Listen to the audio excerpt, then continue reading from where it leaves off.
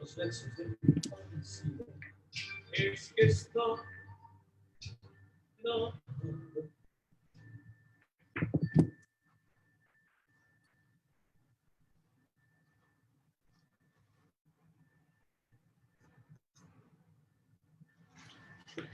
¿Cómo están? Muy buena tarde. Bienvenidos a nuestra clase número 47.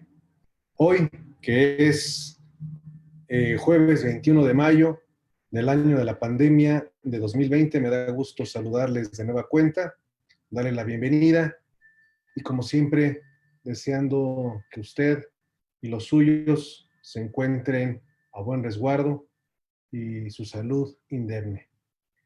Bueno, pues ya vimos que esta situación se va a estar prolongando y pues entonces, como hay mucha gente en la Ciudad de México, donde el semáforo rojo se va a mantener, pues veremos la posibilidad de extender las sesiones hasta el 15 de junio. Eso ya va a depender de que también ustedes estén de acuerdo. Vamos a continuar entonces con nuestro recorrido que hemos venido haciendo desde hace 46 sesiones en esta larga serie de charlas sobre el sistema penal. Y bueno, estamos, diríamos, atrapados en los 40, en esa década extraordinaria que tiene una gran cantidad, pues, de vericuetos, de variables en el arte, en la música, en el cine. Y por cierto, gentilmente, un integrante de las videoescuchas del videoauditorio nos hace una recomendación que quiero compartirla con todos ustedes. Y quiero darle las gracias a don Alfredo David Rosales Maciel, de allá de la Ciudad de México, quien nos sugiere una película que se llama Mi madre es culpable, donde nos indica Alfredo, se centra la temática en un juicio ante el jurado popular. Vamos a buscarla y la posteamos, ya sea que la encuentren ustedes primero o un servidor y la posteamos ahí en los links correspondientes. Bueno, pues estamos en los 40 y déjenme regresar a la presentación porque si no después divago y por andar divagando pues nos va el tiempo y nos quedamos en esto, ¿no? Estábamos viendo el tema de Coyo Cárdenas, lo agotamos. Les puse por ahí en la sesión, en el link de la sesión anterior, les puse un artículo muy interesante de investigación que espero les sea de utilidad. Ahora vamos momentáneamente a Estados Unidos. Ayer les estaba platicando del fenómeno de la identidad, los chicanos y todo ello, ¿lo recordamos? Bien. Bueno, nuestros paisanos en Estados Unidos, en la década de los 40, van a tomar como un hilo de identidad, una cuestión identitaria, la forma de vestir. Y esta forma de vestir se va a caracterizar por una actitud subversiva hacia lo establecido. Es decir, al tratar de encontrar una identidad de grupo, van también a mandar un mensaje contrario a las reglas de la época para que de esta manera su identidad no sea confundida. Y esta subcultura genera el movimiento del Zootsuit o Zootsuiter. Zootsuit es una palabra anglosajona que pertenece al slang de Estados Unidos, al slang Chicago, y que suit es, por si me permiten esta ejemplificación, es como bueno, eh, disfrutando, colocarse, eh, andar bien.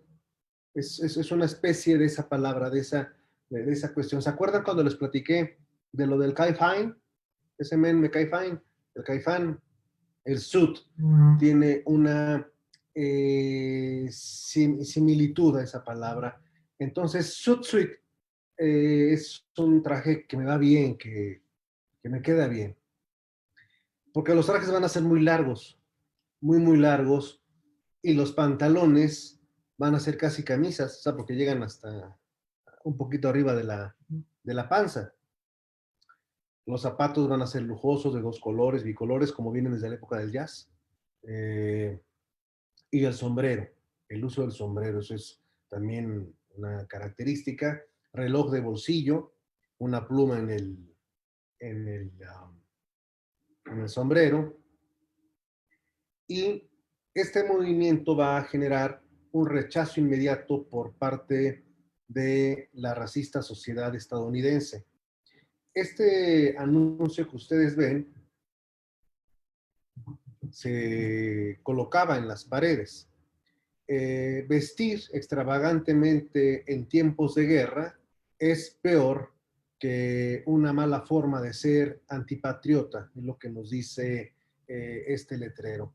Porque si estamos en guerra, se debe de ahorrar. Y estos sujetos, al contrario, están gastando tela de más.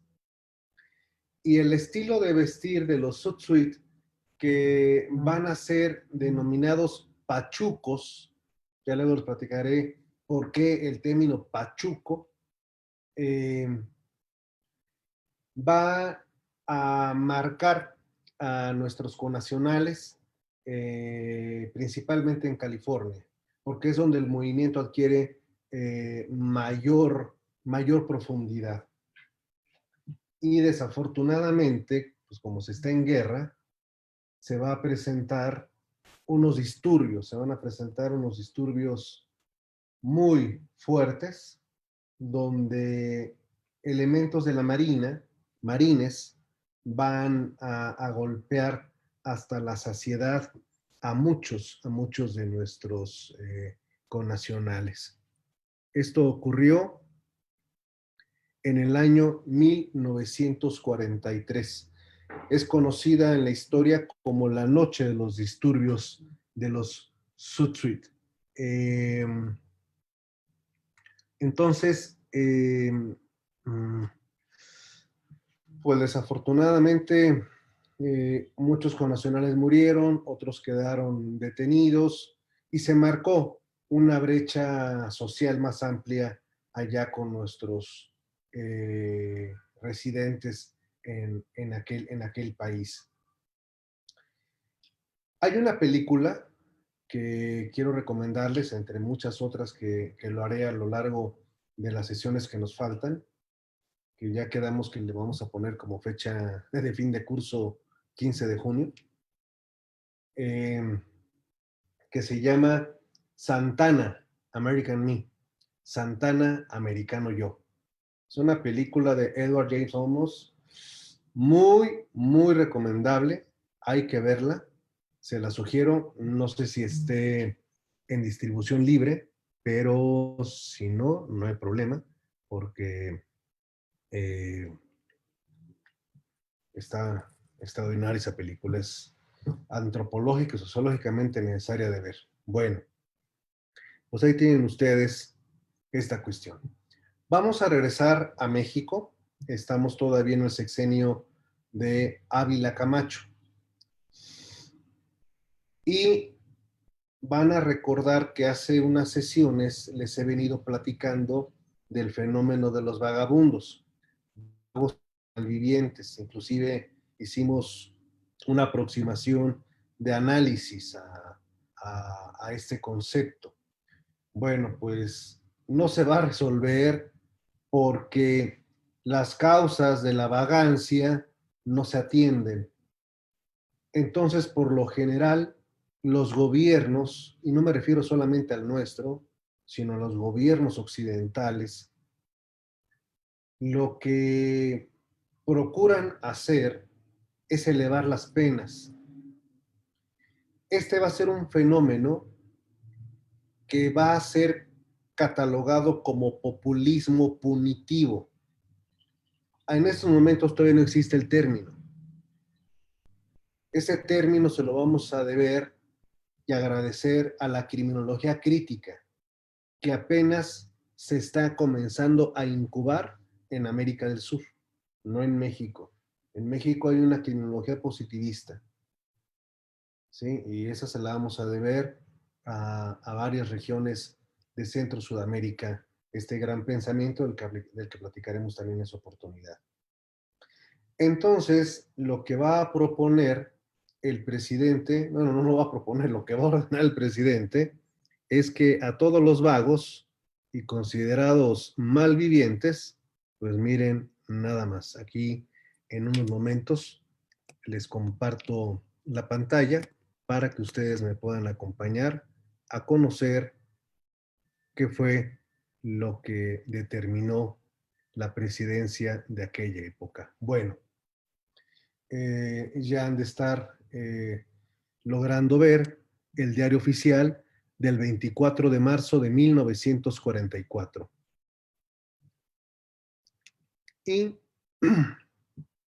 vamos a ver aquí que en primer lugar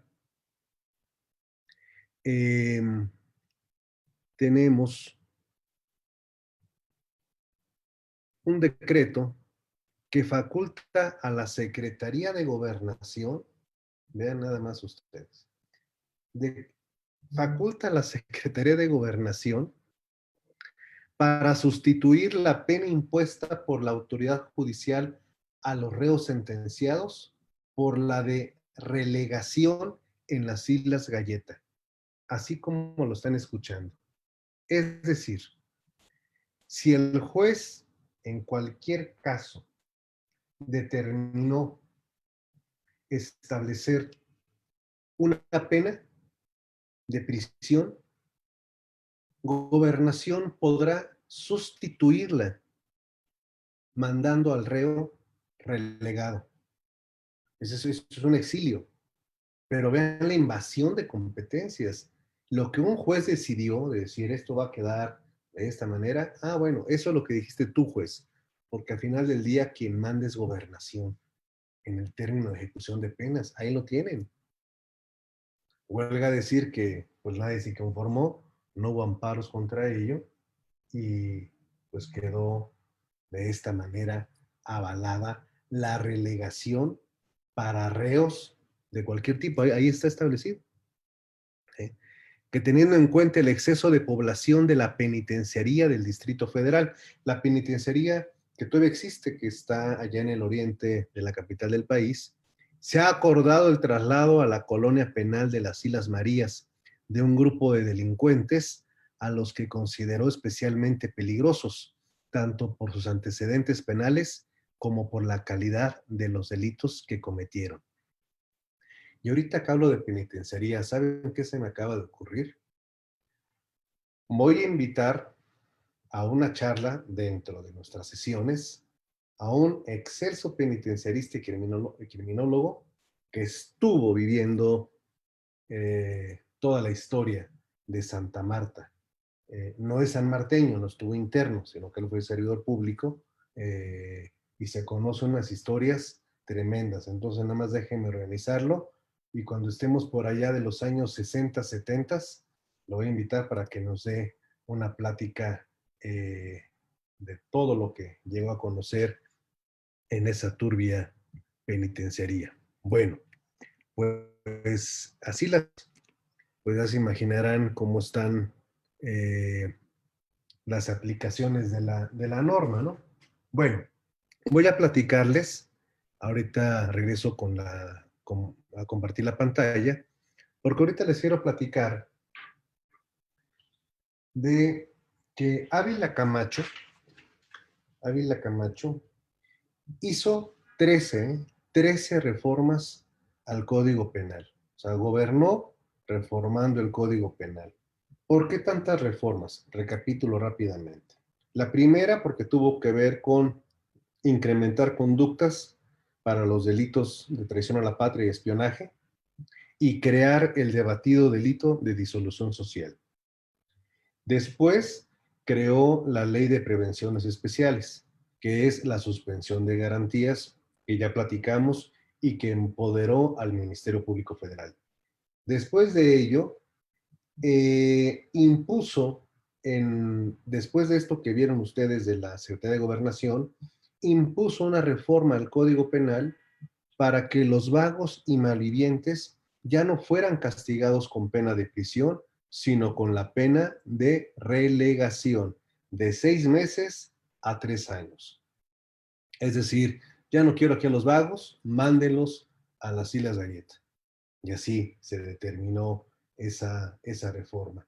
Después hubo, bueno, no hubo, desde Lázaro Cárdenas, en el tema ferroviario, y que tiene que ver quizá con los temas del sindicato, porque déjenme les platico que el sindicato de trabajadores de la industria ferroviaria, pues metía a mucha gente que no necesariamente tenía las habilidades para conducir una máquina de ferrocarril. Y por lo tanto, los accidentes ferroviarios en México en la década de los 40 llegaron a un tope elevadísimo, elevadísimo, elevadísimo. Y esto obligó que en lugar de que se revisara con el sindicato la capacitación adecuada de los operadores de los ferrocarriles, no, se pensó que la solución era, exacto, aumentar las penas. Entonces se reforma el Código Penal en lo que tiene que ver con las penalidades a los delitos cometidos por imprudencia. Se elevan las penalidades cuando se traten de operadores de máquinas de ferrocarril, entendiendo o pensando que con esa publicación en el Diario Oficial de la Federación ya los conductores iban a tener más cuidado. Ahí estaríamos aplicando una política de gobierno del garrote en vez de la prevención. Aquí no existe política criminal, podrá existir una criminal política que es diferente, pero como quiero transmitirles, la idea de solución de los problemas criminales siempre pasa en la cabeza del político, que es el aumento de las penas, como si la cárcel fuera como si la cárcel fuera mágica. Bueno, tenemos también que otra de las reformas que se hizo al Código Penal fue porque, si bien es cierto, el artículo 40 del Código Penal de 1931 ya preveía la figura de aseguramiento del instrumento, producto o objeto del delito, que son tres categorías que más adelante, ya cuando estemos en el sistema acusatorio, vamos a irlas desmenuzando. Muchas cosas que eran aseguradas por el Ministerio Público quedaban ahí sin que nadie las fuera a reclamar. Y la entonces redacción de los artículos 40 y 41 del Código Penal Federal, de aplicación tanto para la capital como para toda la República en el ámbito federal, no daban una solución a las, los bienes que no eran reclamados por quienes pudieran tener derecho a hacerlo. Entonces, argumentando el estado de necesidad en que se encontraba la nación por motivo de la guerra, se reformó el Código Penal para que todos los bienes que no se reclamaran dentro de cierto tiempo, 6 meses, se pasaban a la calidad de bienes mostrencos, y en esa virtud este bien pasaba a formar parte del patrimonio de la nación y se distribuía en un primer término hacia un fondo de la justicia.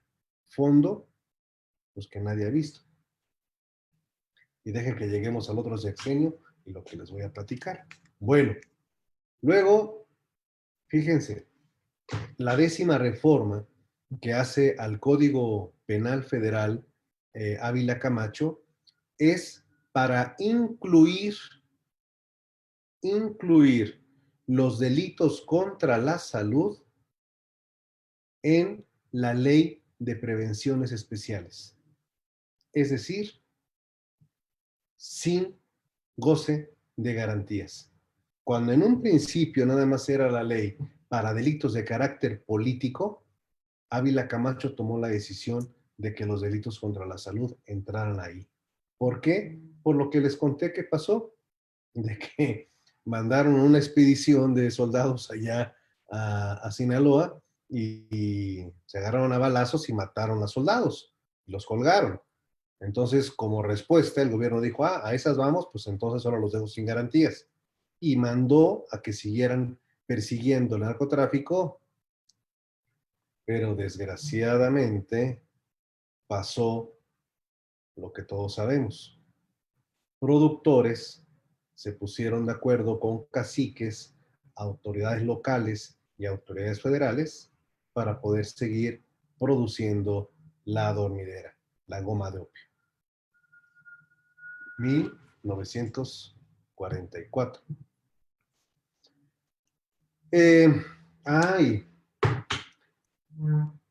y en el ámbito de la criminalidad se va a presentar un fenómeno muy, muy dramático, pero que también requiere de una revisión desde otra perspectiva. Eh, ¿Ustedes llegaron a escuchar cuando iban en la primaria de los robaniños? Las personas que se robaban niños afuera de las escuelas. A mí me tocó en la década de los 70, en 1974, 75, 76, más o menos por ahí, que decían que pasaba una camioneta blanca y que ahí se subían a los niños y se los llevaban. Y uno decía, bueno, ¿para qué nos llevan? ¿A dónde nos llevan? Es que les cortan las cabezas y con las cabezas hacen petróleo. Eso no se me olvida, ¿eh? Entonces salíamos de la escuela y córrele todos corriendo. A ver quién llegaba primero a sus casas y a ver quién llegaba con cabeza, desde luego, ¿no? Pero sí, ese era un rumor. Y la verdad que salíamos a las 12:30 y nada más estábamos volteando a ver si ponía la camioneta blanca.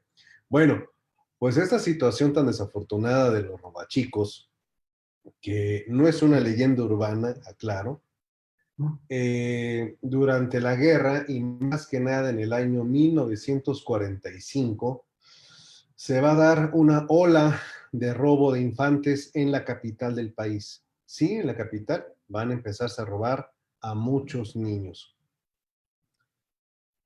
Aquí es donde entra la perfilación criminológica, el perfil criminal, el análisis criminológico, para poder establecer hipótesis de cuál es la causa por la que se estén robando niños. Y quiero aprovechar para hacer algunas distinciones que ustedes las conocen, pero que no está por demás insistir en ello. La criminalística nos dice cómo pasó, la criminología por qué pasó. Y una rama de la criminología que tiene que ser explotada ampliamente, que es la perfilación criminológica, es la que nos va a decir quién lo cometió. Bueno, entonces en el aspecto criminológico se hicieron una gran cantidad de variables de por qué se estaban robando a niños en la Ciudad de México. Y una de las hipótesis que se dejó correr en aquellos tiempos, sobre todo en 1945, es que las viudas por la Segunda Guerra Mundial en Estados Unidos necesitaban menores de edad para poder reclamar una pensión mayor a la que les correspondía al no tener infantes. Esta hipótesis de trabajo no se desarrolló, por lo tanto, no está verificada. No está verificada que la causa del robo de niños en la Ciudad de México haya sido llevarlos a Estados Unidos. Y podríamos nosotros desde ahorita poner algunas objeciones. Si ese era el negocio, entonces será más fácil robar niños en la frontera. ¿Dónde? Tijuana, Mexicali, Piedras Negras, Ciudad Juárez, Reynosa, Matamoros, ¿no? Entonces, pero Alguien soltó esta hipótesis y esa hipótesis se filtró en los medios de comunicación y entonces la sociedad capitalina entró en pánico, entró en shock porque se estaban robando niños para llevarse a los Estados Unidos. El robarse los niños para robarle los órganos va a ser una leyenda urbana que va a surgir en los 70s. Ya explicaré de esa trágica situación. Bueno, regreso a los 40s. Si bien el robo de infantes es una constante en la Ciudad de México, no es un motivo de inquietud política o gubernativa. No lo es. ¿Por qué no lo es? Porque a pesar de que existe el hecho no ha trascendido de manera mediática. Ha trascendido en nivel de rumor en ciertos estratos sociales. Pero mientras esto no esté en el pandero, no esté en los medios y no afecte a los sectores encumbrados, no pasa nada. Todo sigue igual. Y todo sigue igual hasta que Fernandito Boigas, que estaba jugando con su pelota afuera de su casa en la calle de Liverpool, es secuestrado, robado por una señora. El papá de Fernandito, Fernando Boigas padre, un ferretero con una posición desahogada, derivado de su trabajo, publica al día siguiente en el Excelsior, desde luego, un desplegado en el que pide que le regresen a su hijo, que entren en comunicación. Y entonces esto va a motivar una cobertura mediática del caso Fernandito Boigas. Desde la presidencia de la República se da las órdenes de que intervenga en el caso el servicio secreto.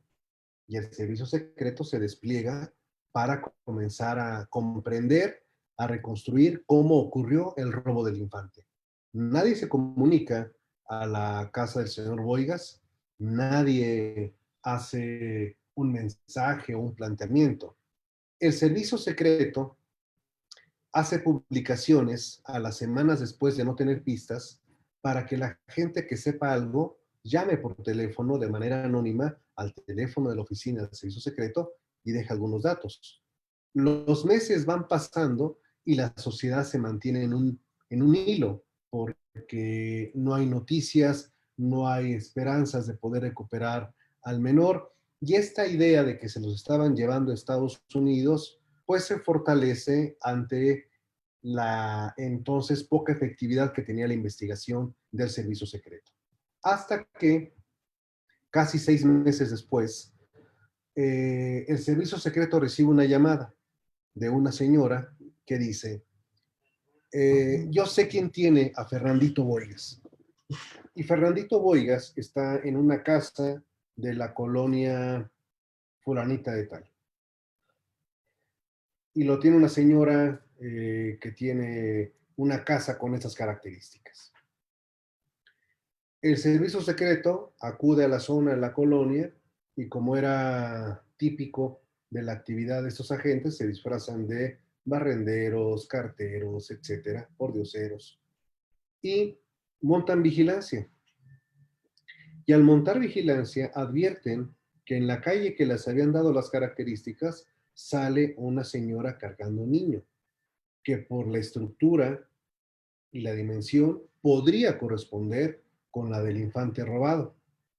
Va a una tienda, regresa a la casa y ahí está. Entonces podría ser positivo.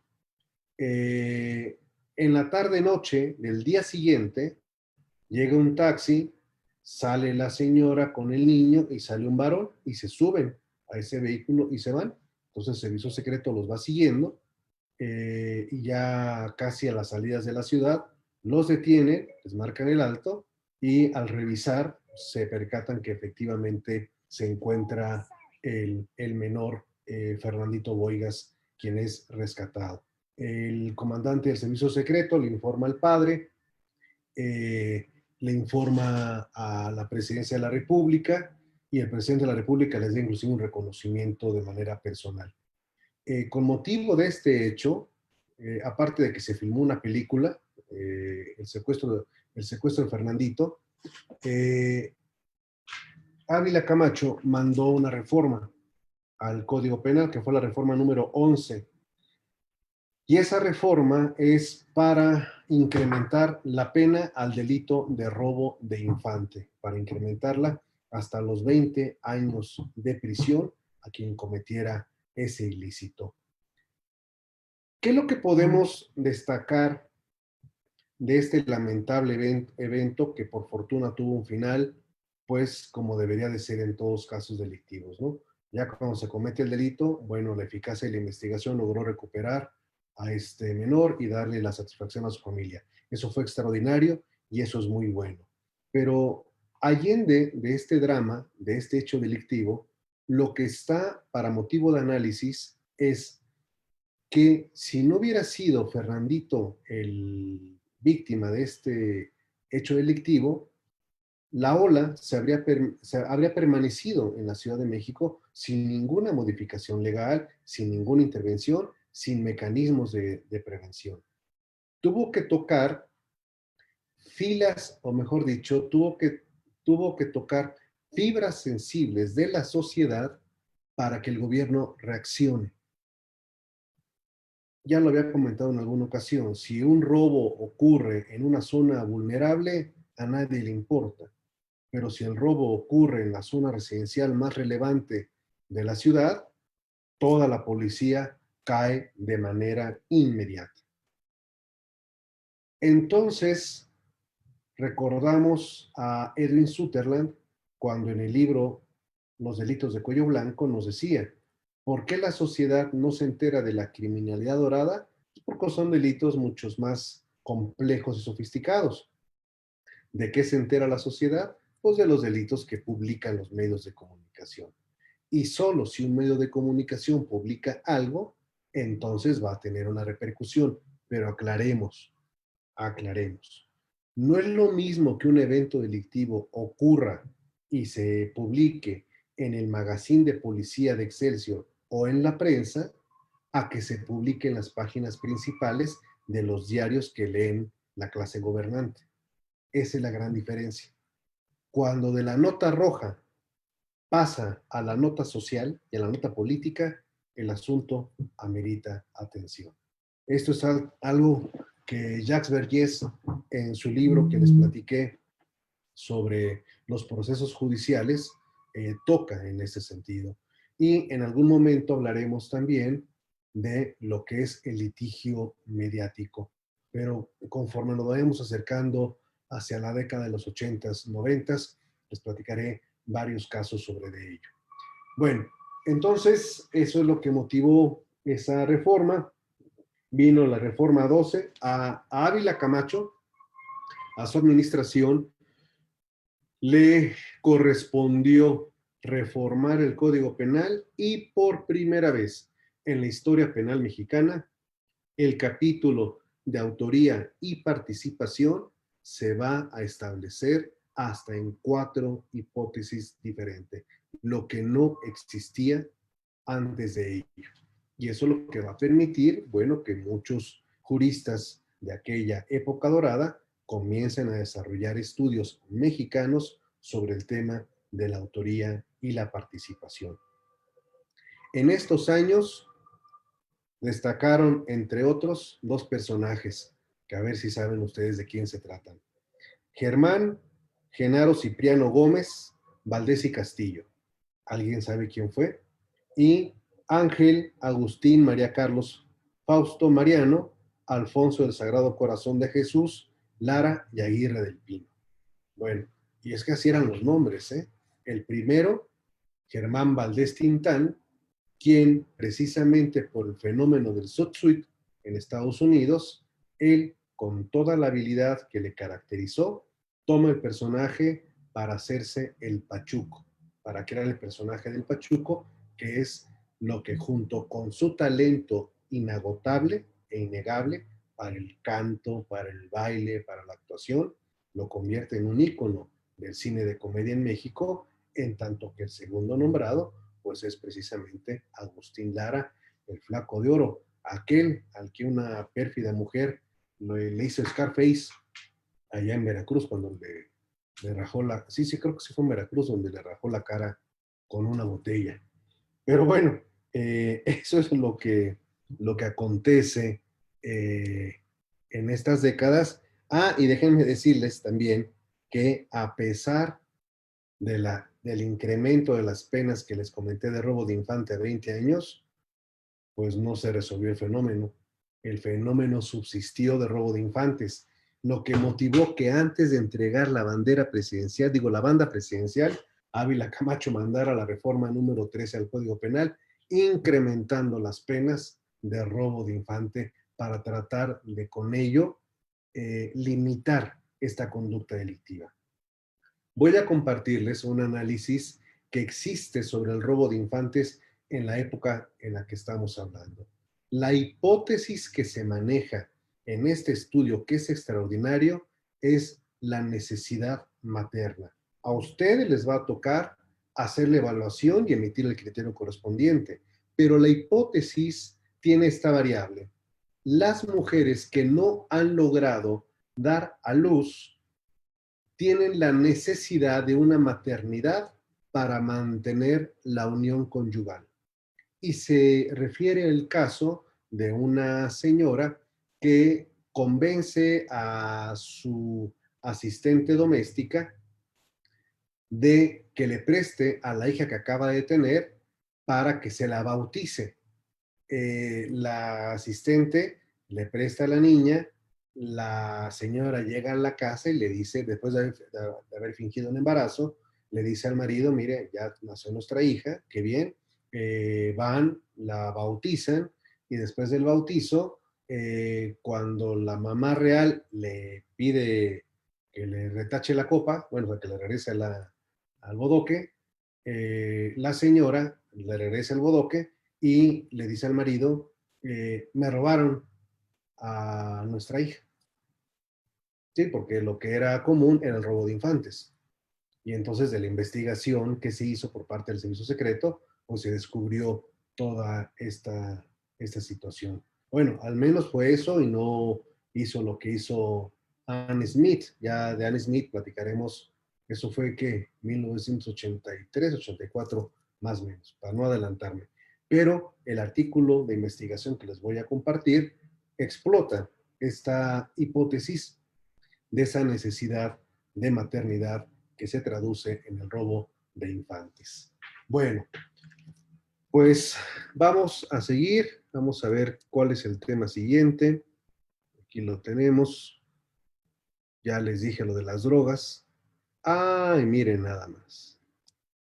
Vamos a entrar al año de la corrupción, al año de la corrupción. 1946 a 1952. ¿Saben cómo le apodaban a Miguel Alemán Valdés? El ratón Miguelito. Así, literal. El ratón Miguelito. El ratón Miguelito propuso 4 reformas al Código Penal Federal, pero la corrupción en su sexenio alcanzó un cenit que a partir de entonces los demás sexenios parecieron competir en cuál era el más corrupto. Y de esto también les voy a proporcionar información.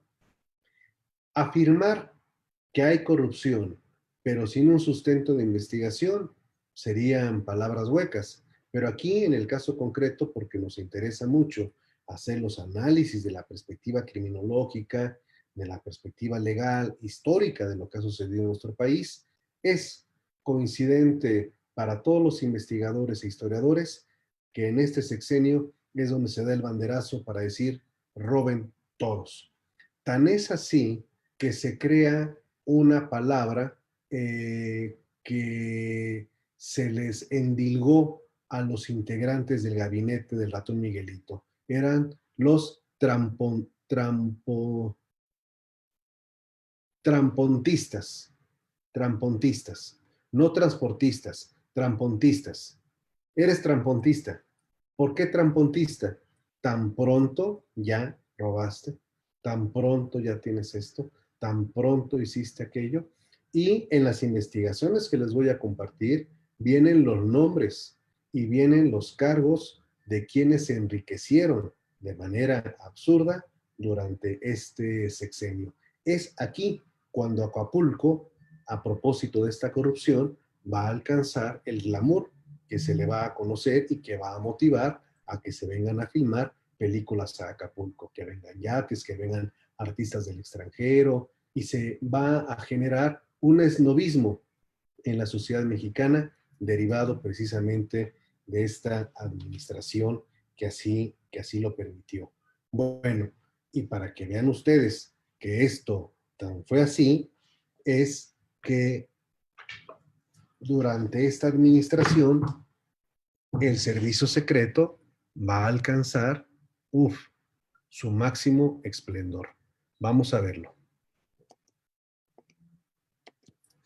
Voy a compartirles pantalla en estos momentos.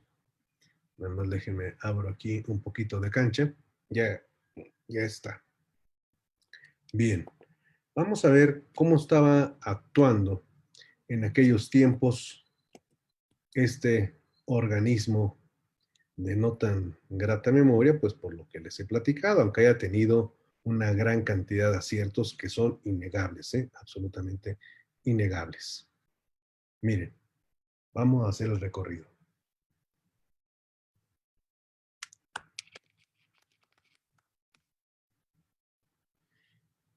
Confesión ante el Ministerio Público, validez de la año 1953. Bueno, es un poquito pasando a Latón Miguelito.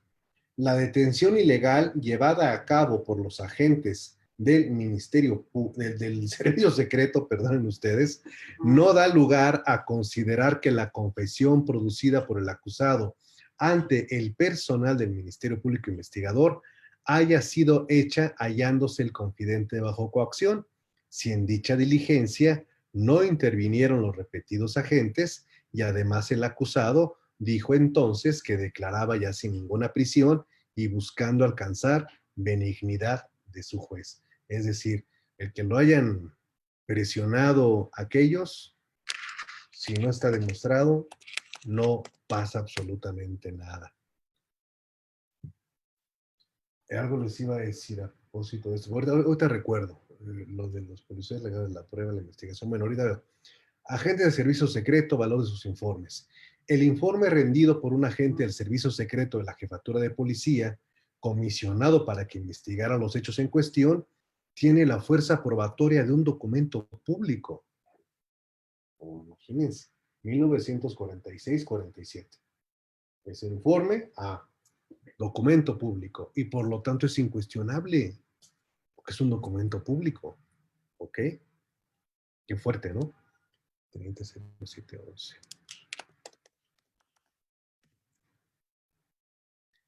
Confesión del reo ante agentes del servicio secreto, hágame el favor. Si se tiene en cuenta que los agentes del servicio secreto de la jefatura de policía solo tienen a su cargo la investigación de los hechos criminosos que les fueron encomendados por el comandante de quien dependen y que su actividad se haya circunscrita a ese radio de acción y que por lo mismo no tienen facultades para hacer declarar a los detenidos y obtener de ellos sus confesiones, se concluye que las producidas ante esos agentes no tienen las características de confesionales por no ser rendidas ante un funcionario de la Policía Judicial o ante el juez de su causa. Y a pesar de ello, los elementos de servicio secreto sopeaban a todos los detenidos y les hacían firmar confesiones, a pesar de que se sabía, pues, de que no iba a tener ninguna validez legal. Esta otra va en los mismos términos. De la confesión extrajudicial, pero vean nada más, de la confesión extrajudicial del acusado rendida ante el servicio secreto de la jefatura de policía, se deriva una presunción en su contra. O sea, ¿es válida o no es válida? Bueno, no es válida, pero se deriva una presunción en su contra. Entonces, estos son los criterios que se van a utilizar para dictar sentencias condenatorias a las personas que se les obligó a confesar algo por parte del servicio secreto. Hay una presunción en su contra y con eso ¿se acuerdan cuando les hablaba del indubio por fidei? Ah, bueno, bueno. Les voy a hacer un examen, yo creo. Pero no es cierto. Oh, ahí va. Informes de la policía. Si el informe rendido por el jefe de un grupo al jefe del servicio secreto de la jefatura de policía, en la cual se relata detalladamente la confesión que a su autor le hizo el ahora quejoso, reconociendo su responsabilidad y fue ratificado por su firmante ante el MP, tiene el valor testimonial correspondiente como dato de cargo para el quejoso. Documental pública, y ahora aquí nos dicen, es valor testimonial. Imagínense litigar en estos años.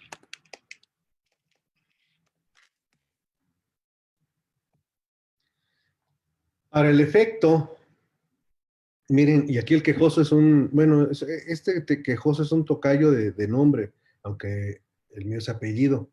Regino Torrijas González, pobre tocayo, miren. Para el efecto de determinar si se comprobó o no en autos la coacción que los quejosos dicen haber sufrido ante el servicio secreto de la Jefatura de Policía y el Departamento de Investigaciones de la Procuraduría, debe tomarse en cuenta que por el solo hecho de que las confesiones emitidas ante la primera de esas dependencias hayan sido ratificadas ante la segunda de ellas, se requiere de una prueba plena de la coacción de que se trata, puesto que la ley dice que las diligencias practicadas por el MP tendrán valor probatorio pleno, siempre que se ajusten a las reglas relativas de dicho código. Lo torturaron, demuéstrelo plenamente. La prueba diabólica. Y bueno, vamos a esta por acá. Dicen que recordar es volver a vivir. Vamos a ver.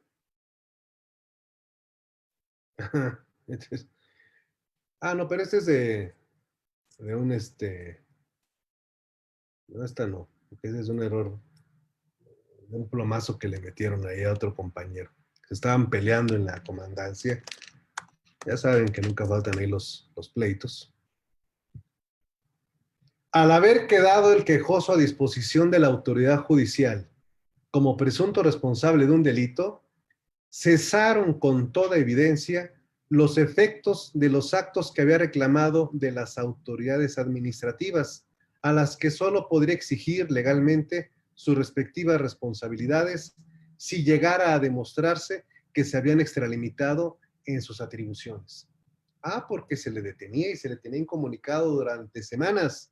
Ya después se le ponía a disposición del juez y cuando en el amparo decían es que he estado incomunicado un mes, bueno, es otra cosa, eso no tiene nada que ver. Eso se queda así, eso tiene que estar, pues, si quiere usted, demande a las autoridades, pero no se meta con nosotros en esa cuestión, ¿no? Es una cosa realmente que de ahí de la década de los 40 es como se va a seguir esa tendencia en los criterios judiciales. No venga a reclamar aquí lo que ya le pasó antes. Eso ya queda y ni modo. Lo que le hayan hecho se acabó. Y luego, vean esta. No, pero esa la habíamos visto, esa les he platicado, la de el fumadero de opio, ya la habíamos visto. Vamos a ver una más de estas épocas. Detención por autoridades administrativas.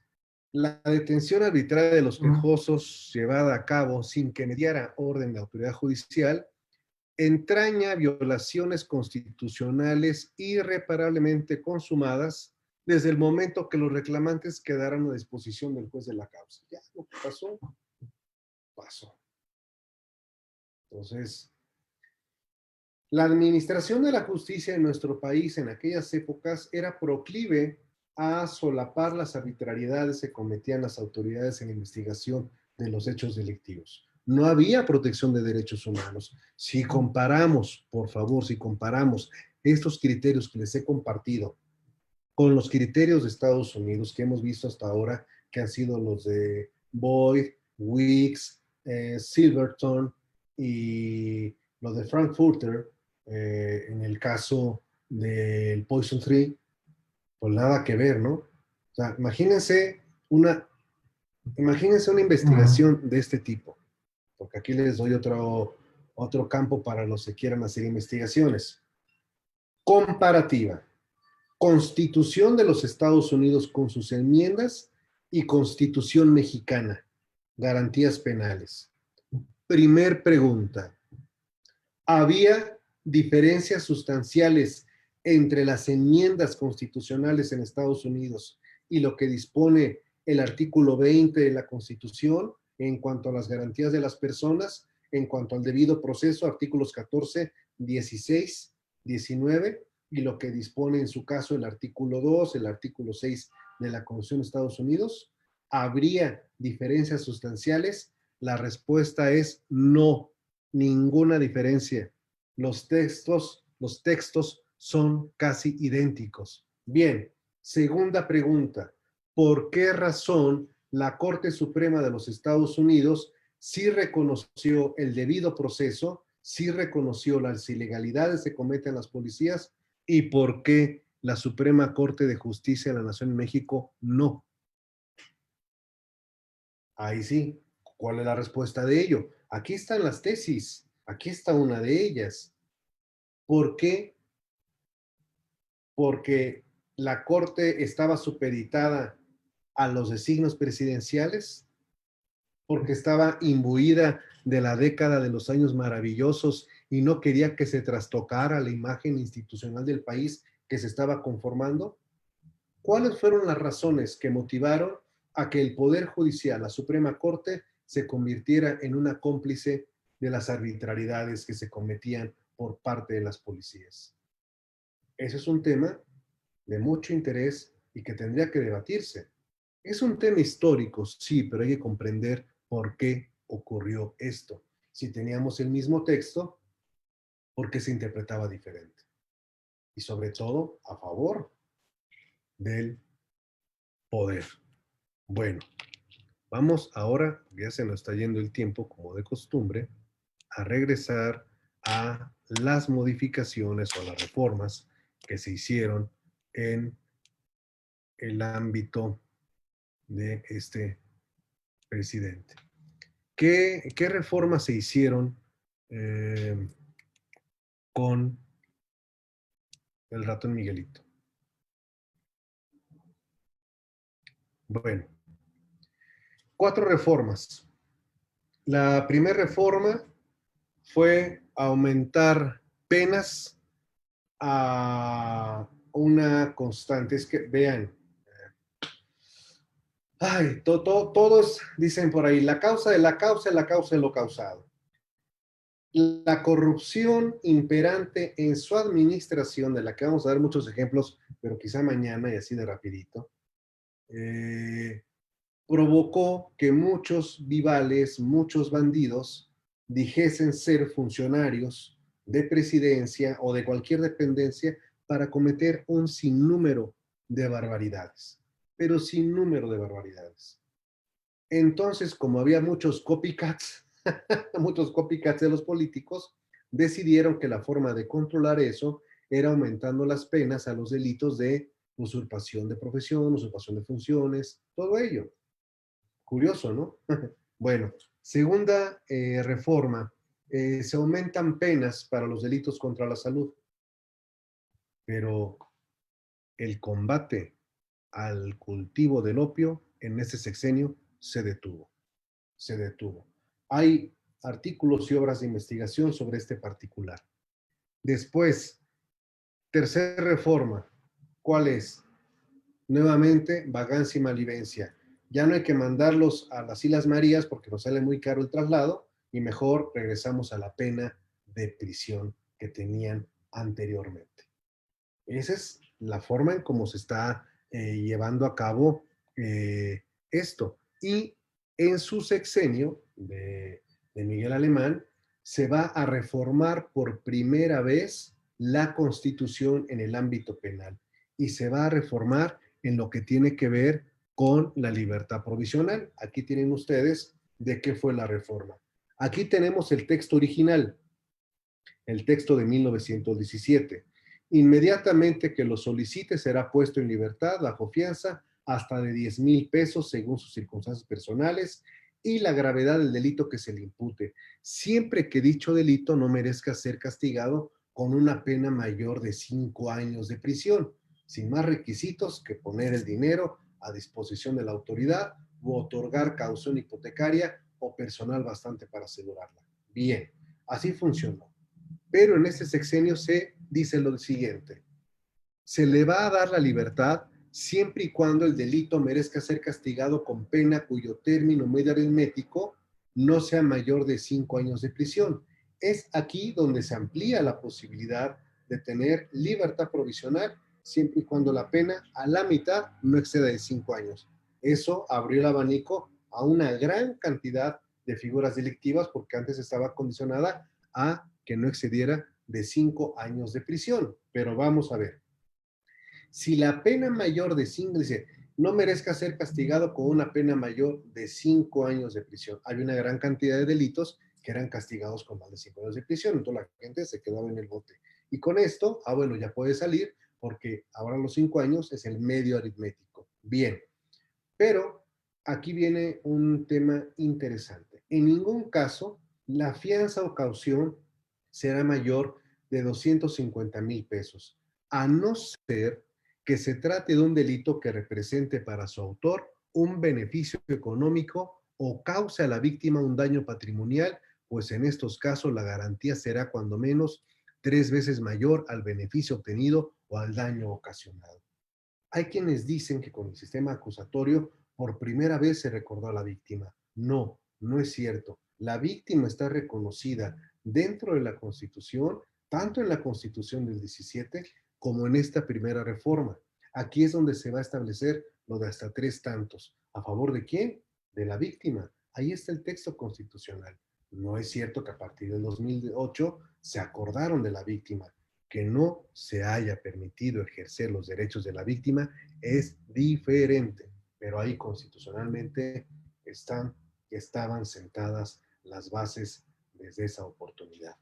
Bueno, pues como siempre, me dio mucho gusto verlos, pórtense bien, no salgan, por favor. Ya vieron que está la cosa medio complicada. Nada más paso lista, que ayer se me olvidó hacerlo. Gloria, Heriberto, Aníbal, Beatriz, Sucre, Shevchenka, Gaby, Luca, Cheli, Rafa, Aníbal ya le pasé la lista. Y bueno, varios más. Luego se la sigo pasando. Pásenla bien. Y si no disponen lo contrario, nos encontramos aquí mañana nuevamente en punto de la 1 de la tarde. Ahí les paso las cosas que les debo y nos vemos. Pásenla bien.